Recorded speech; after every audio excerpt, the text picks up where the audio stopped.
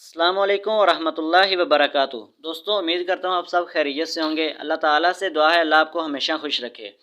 دوستو، آج ہم بات کریں گے کرلش عثمان سیریز میں بہترین کردار ادا کرنے والے کمرال ابدال کا، کہ ان کا اصل نام کیا اور یہ کہاں کے رہنے والے ہیں، اور ان کا مختصر تعارف ہم آپ کو بتائیں گے۔ بات شروع کرنے سے پہلے ہماری آپ سے گزارش ہے، ہمارے یوٹیوب چینل گڈ ویڈیو کو سبسکرائب کر لیں اور ساتھ میں بیل آئیکن کو بھی دبا دیں، تاکہ اس سے ہماری ہر آنے والی نئی ویڈیو سب سے پہلے آپ تک پہنچ سکے۔ کمرال ابدال کا نام سلطنت عثمانیہ کی تاریخ میں قابل ذکر ہے۔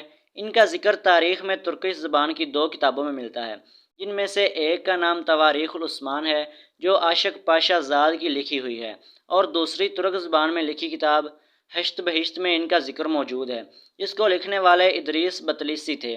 ہشت بہشت کا مطلب ہے 8ویں جنت۔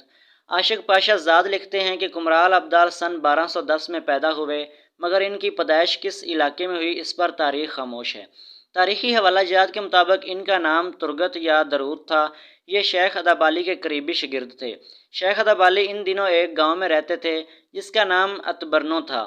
وہاں شیخ صاحب لوگوں کو دینی علوم کے ساتھ ساتھ دنیاوی علوم بھی سکھاتے تھے، کیونکہ تاریخ کے مطابق شیخ ادابالی ایماندار پیشہ ور ہنرمندوں کی ایک تنظیم، جسے ترکی میں آہی اور عربی میں اخی تحریک کہتے ہیں، اس کا بھی ایک اہم حصہ تھے، اور اس تحریک سے وابستہ ہنرمند افراد اسلامی اصولوں کو سامنے رکھ کر مختلف پیشہ اپناتے تھے۔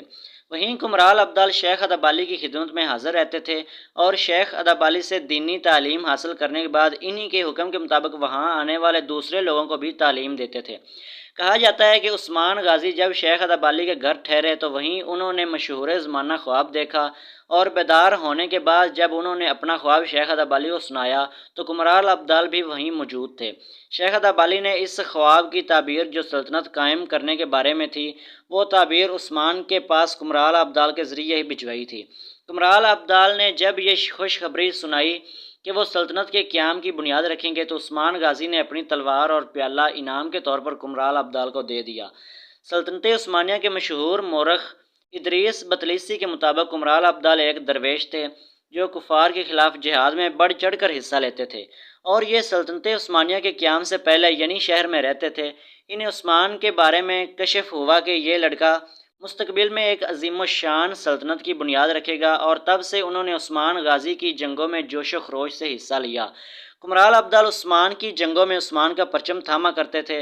ادریس بطلیسی کے مطابق کمرال ابدال کے لیے عثمان غازی نے ینی شہر میں ایک گھر بھی تعمیر کروایا، اور اس گھر سے ملحقہ دیہات اور کھیت بھی ان کے نام کیے۔ کمرال ابدال کی تاریخ وفات سن 1286 میں بتائی جاتی ہے، اور یہ وقت ارطغرل غازی کی وفات کے آس پاس بنتا ہے۔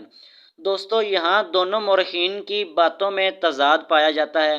اگر ہم کمرال ابدال کی تاریخ وفات 1286 تسلیم کر لیں تو وہ عثمان غازی کے سلطان بننے سے پہلے وفات پا چکے تھے، اور ان دونوں کے مطابق کمرال ابدال کی رہائش 2 مختلف جگہوں پر تھی۔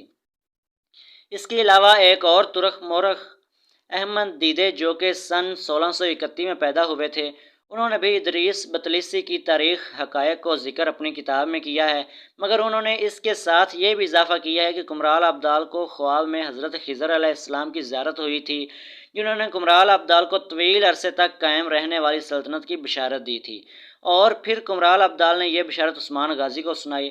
کمرال ابدال کا مقبرہ ترکی کے صوبہ بلیچک کے ضلع یلیدیر میں برسا، اس کی شہر روڈ پر واقع ہے۔ کمرال ابدال ایک صوفی اور مجذوب ہونے کے ساتھ ساتھ ایک صاحب کشف بزرگ بھی تھے۔ کائنات کے اسرار جب ان پر ظاہر ہوئے تو وہ اپنے حواس میں نہ رہے اور جذب کی حالت میں رہنے لگے، یعنی ان کی حالت ایسے رہنے لگی جیسے لوگوں کو ہمارے ہاں قلندر کہتے ہیں، مگر اس جذب کے عالم میں بھی ان کی باتیں علم اور معرفت سے بھرپور ہوتی تھیں۔ کمرال ابدال صاحب کرامات بزرگ تھے۔ ان سے کئی بار کرامات کا بھی اظہار ہوا ہے جن کا ذکر تاریخ میں ملتا ہے۔ اسی جذب کے عالم میں وہ کئی بار ایسی باتیں کر جاتے جو عام لوگوں کو تو شاید سمجھ نہ آتی، مگر وہ علم و معرفت سے بھرپور ہوتی تھیں۔ کمرال ابدال کے نام پر ترکی میں کئی مقامات کا نام بھی رکھا گیا ہے۔ بہرحال کمرال ابدال ایک واقعی حقیقی شخص ہیں، اور یہ کردار حقیقت پر مبنی ہے، جبکہ سلطنت عثمانیہ کی تاریخ میں ان کا کافی اہمیت ہے۔ دوستو، امید کرتا ہوں آپ کو آج کی ہماری ویڈیو پسند آئی ہوگی۔ اگر پسند آئی ہو تو لائک کریں،